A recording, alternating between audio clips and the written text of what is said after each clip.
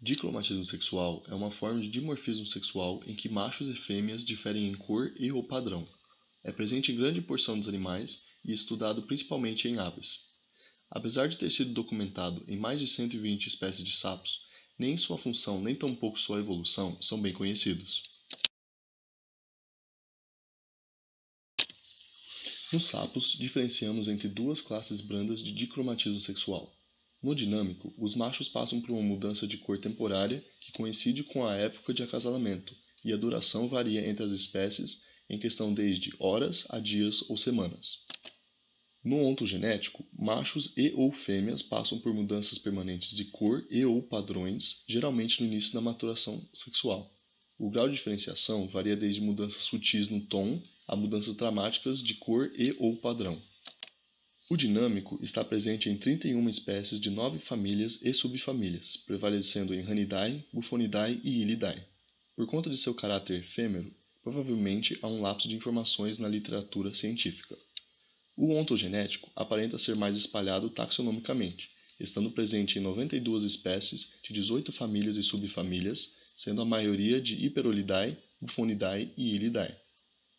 Diferenciamos entre essas duas classes e suas respectivas distribuições filogenéticas porque podem apresentar importantes diferenças em termos de labilidade evolucionária e função, além de ajudar a descobrir os mecanismos fisiológicos por trás delas. Para os testes, utilizamos representantes de mais de 90% da gera reconhecida atualmente. Procuramos descobrir o sinal filogenético que mede quão bem uma história evolutiva em comum pode explicar a distribuição de características entre um terminal e a filogenia. Em geral, os testes indicam que a evolução dos traços em ambos é independente da filogenia, então a história não consegue explicar sozinha esse fenótipo. Nos vertebrados, o dicromatismo sexual pode se apresentar em 3 classes gerais: machos com coloração clara e fêmeas mais básicas, fêmeas com coloração clara e machos mais básicos, ou ambos com coloração chamativa, mas diferenças nas cores e ou nos padrões. Independente da classe, em geral se acredita que a seleção sexual tem papel importante na sua origem e manutenção, como na competição macho-macho ou na escolha mutual de parceiro. Mesmo ela tendo grande significância, mecanismos alternativos podem ser estudados, como a possibilidade de particionamento pelo nicho sexual ou até mesmo ao acoplar a seleção natural ou ecológica com a sexual. O dicromatismo sexual dinâmico nos sapos é provavelmente dirigido pela seleção sexual, pois essas mudanças temporárias de cor se dão apenas em machos e coincidem com a época de acasalamento. Esse tipo pode servir várias funções, como a competição entre machos, sinalização visual entre os sexos e até como um indicador de qualidade do macho.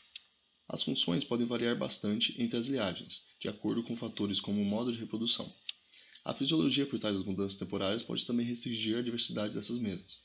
Grande parte dos sapos mudam de tom bem pouco ou para uma cor amarelada. Já o Rana arvalis muda de marrom para azul por algumas semanas.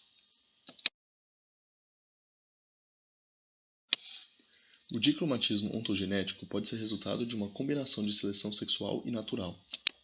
A primeira subclasse, onde os machos têm coloração mais saturada que as fêmeas, está documentada em mais de 10 espécies de sapos. Para alguns, a mesma cor que é fruto da seleção sexual pode ser também da seleção natural, por exemplo, se ela for chamativa e ao mesmo tempo aposemática aos predadores.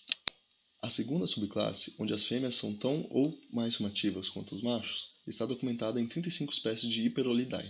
A função das diferenciações nas fêmeas não é dado como certa, mas acredita-se que podem ser fruto da seleção sexual, para influir na escolha mútua de parceiro ou até para a competição entre fêmeas por territórios ou recursos limitados.